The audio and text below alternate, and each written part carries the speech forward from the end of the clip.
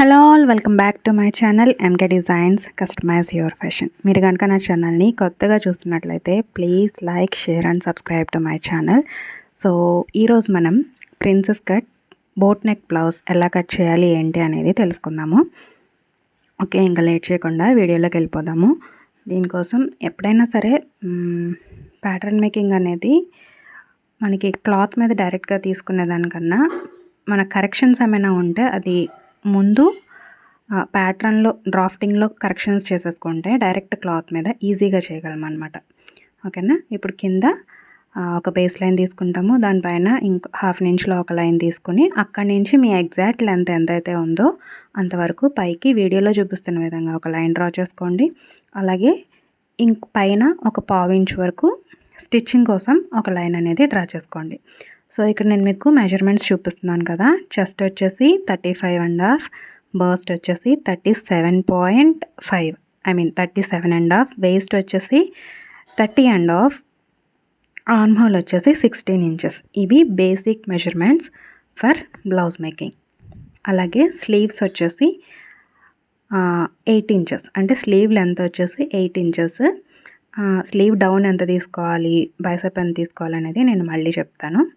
Okay, ఇప్పుడు from the shoulder point నుంచి డౌన్కి chest line ఎంత తీసుకోవాలి అంటే చెస్ట్ డివైడెడ్ బై 5.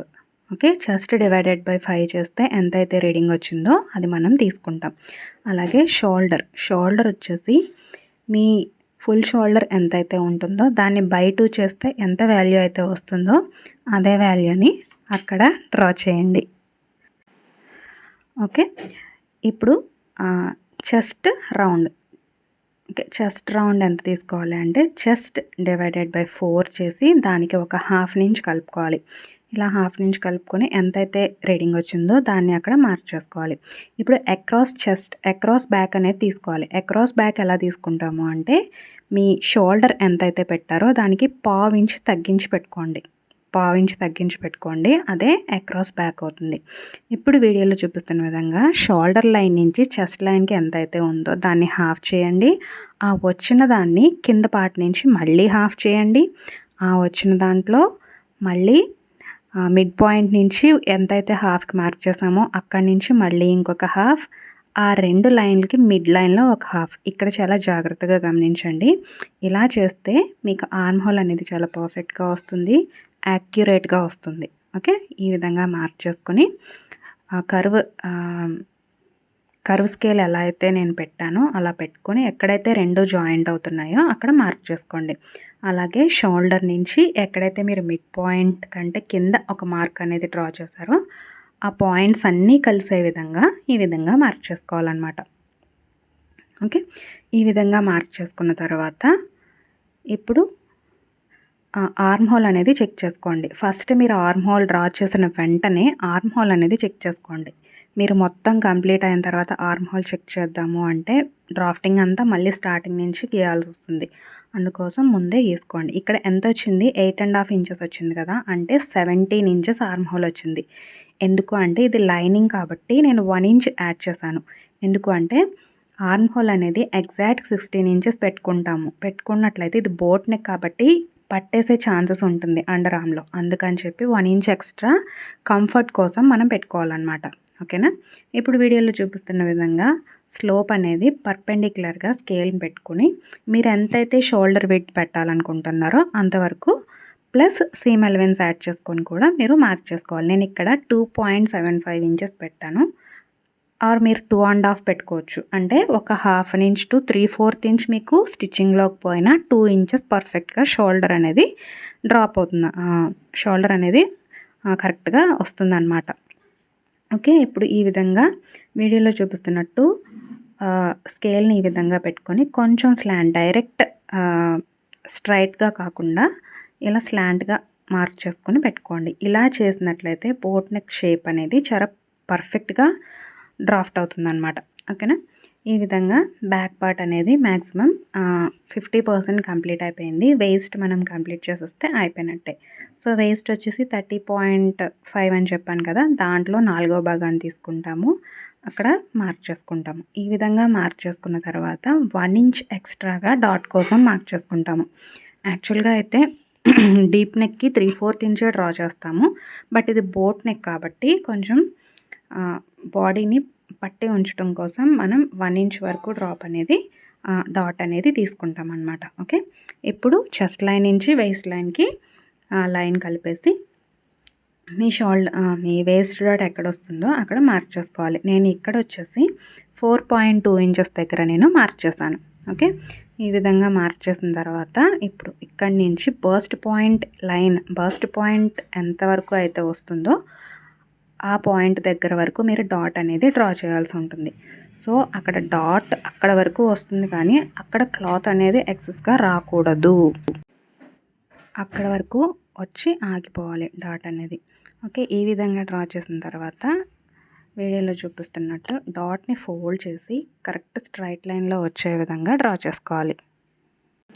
ఓకే, ఈ విధంగా వీడియోలో చూపిస్తున్నట్టు స్ట్రైట్ లైన్ వచ్చేలాగా మార్క్ చేసుకొని ఈ విధంగా కట్ చేసుకోవాలి. సో ఎక్స్ట్రాగా ఖర్చు కోసం పెట్టుకుంటాం కదా, అది ఖర్చు కోసం అండి.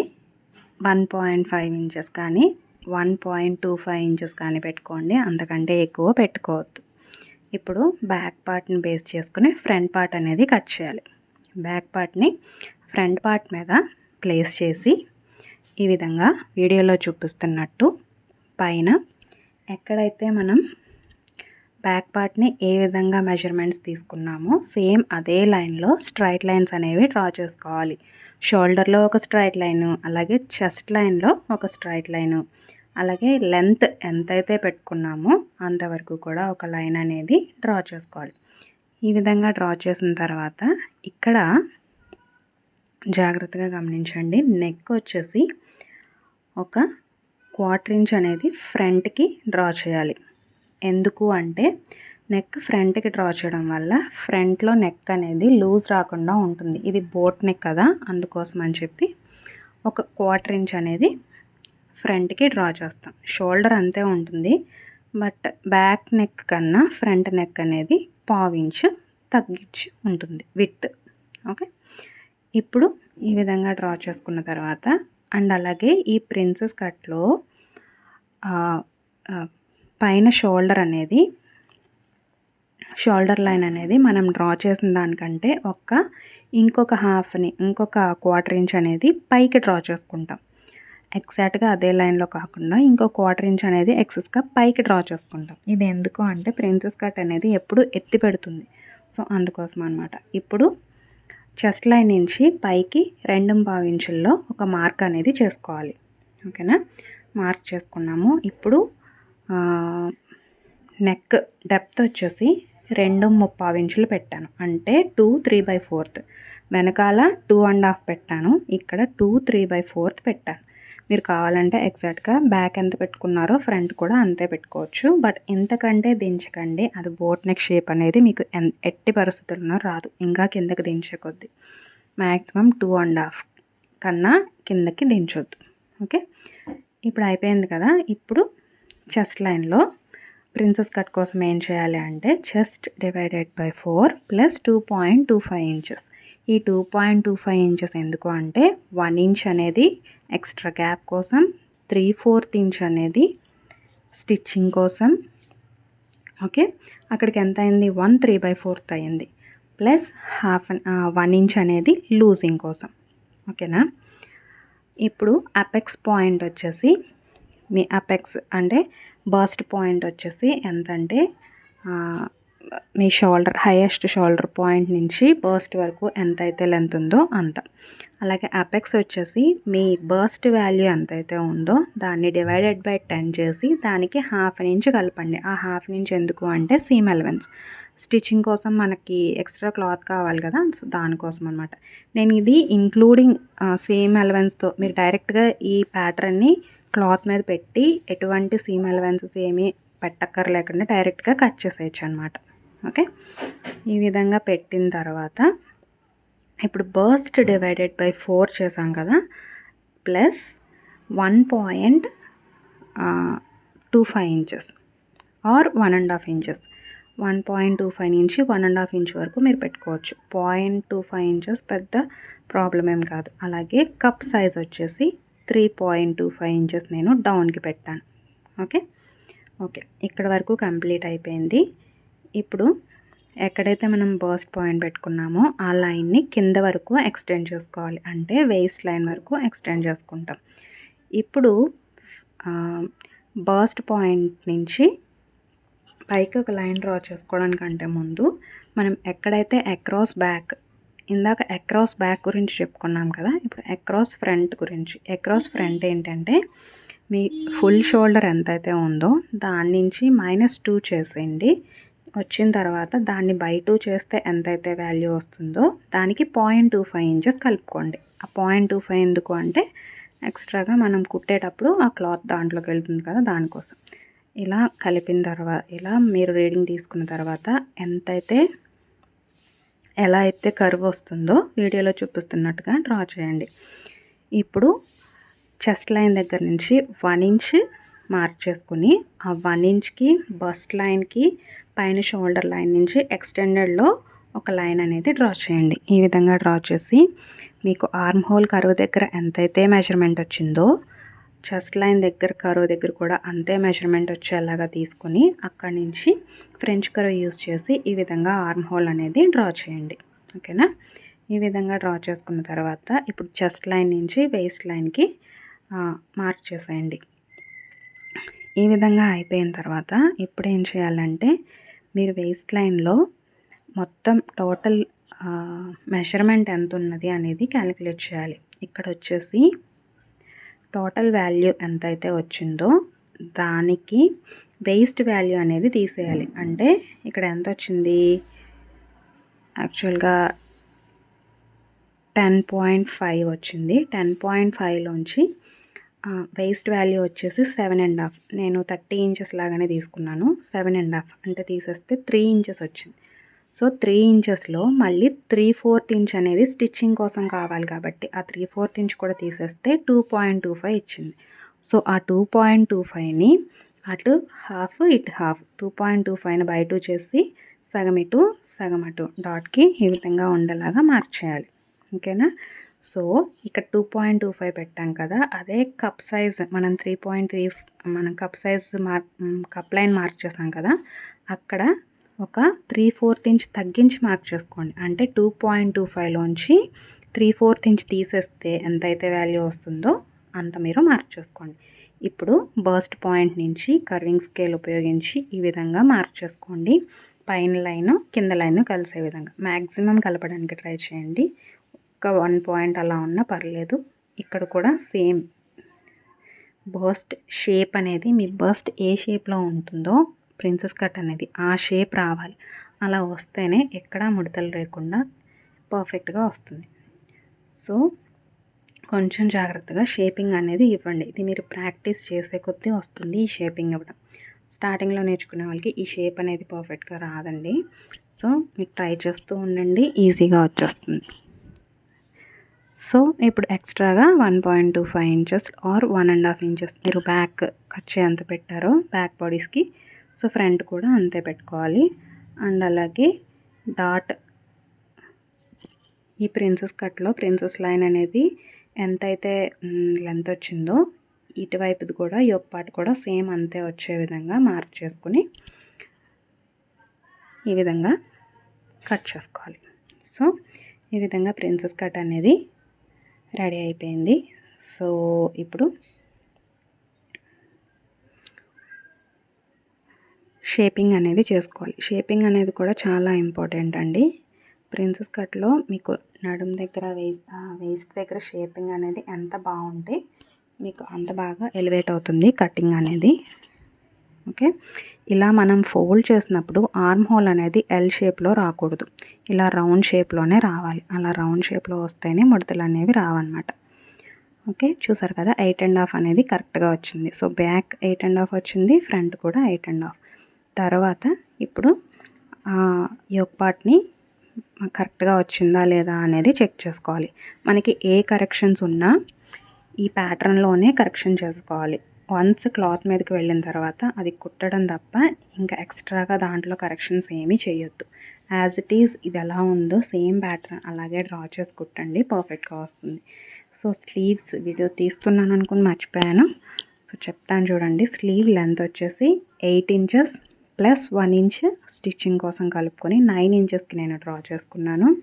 అండ్ అలాగే స్లీవ్ డౌన్ వచ్చేసి నేను 3/4 అంటే 3.4 ఇంచెస్ నేను డ్రా చేసుకున్నాను. ఓకేనా, ఇక్కడ రాసాను, ఒకసారి చెక్ చేయండి. And 8 arm whole divided by 2 చేస్తే 8.5 వచ్చింది. ఇప్పుడు మీ వన్ సైడ్ ఆర్మ్ హోల్ ఎంతైతే ఉంటుందో అంటే 8.5ని డివైడెడ్ బై 5 చేస్తే ఎంతైతే వాల్యూ వచ్చిందో ఆ వాల్యూని ఇక్కడ మార్క్ చేయాలి. అంటే 1.7 ఇంచెస్ వచ్చింది. ఆ 1.7 ఇంచెస్ని మళ్ళీ హాఫ్ చేస్తే ఎంత వచ్చిందో దాన్ని కూడా మనం మార్క్ చేసుకోవాలి. ఓకే, ఇలా చేసిన తర్వాత ముందు ఫ్రంట్ సైడ్ ఉన్నదేమో బ్యాక్ ఆర్మ్ హోల్, లోపలి వైపుకు ఉన్నది ఫ్రంట్ ఆర్మ్ హోల్. అర్థమైంది కదా? ఓకే, ఈ విధంగా డ్రా చేసిన తర్వాత వీడియోలో చూపిస్తున్న విధంగా కర్వ్ అనేది ఎక్కడ బ్లెండ్ అవుతుందో, కర్వ్ లైన్ అనేది ఎక్కడైతే కరెక్ట్గా బ్లెండ్ అవుతుందో అక్కడ మార్క్ చేసుకుంటూ వెళ్ళాలి ఈ విధంగా. ఓకే, ఈ విధంగా మార్క్ చేసుకొని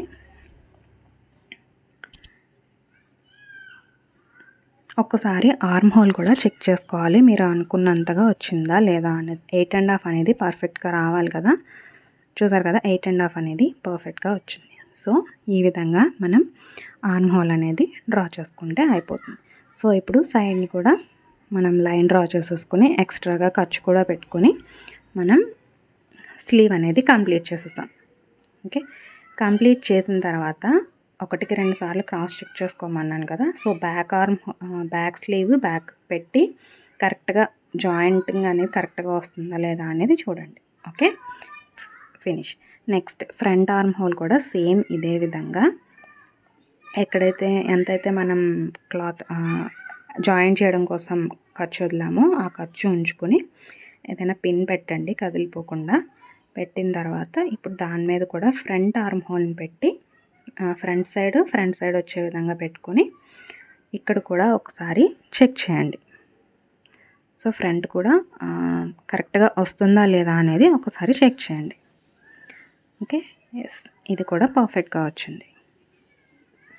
ఓకే, ఫ్రంట్ బ్యాక్ కరెక్ట్గా వచ్చింది. సో ఈ విధంగా చెక్ చేసుకున్నట్లయితే అయిపోతుంది. అండ్ అలాగే మార్కింగ్స్ కూడా కరెక్ట్గా సిజర్తో కానీ లేదా ఇటువంటి పంచింగ్ హోల్ మెషిన్తో కానీ ఇలా మార్కింగ్స్ పెట్టుకుంటే మీకు క్లాత్ మీద డ్రా చేసుకున్నప్పుడు ఆ మార్కింగ్స్ చోట మనం గుర్తులు పెట్టుకోవడానికి కూడా ఈజీగా ఉంటుందన్నమాట.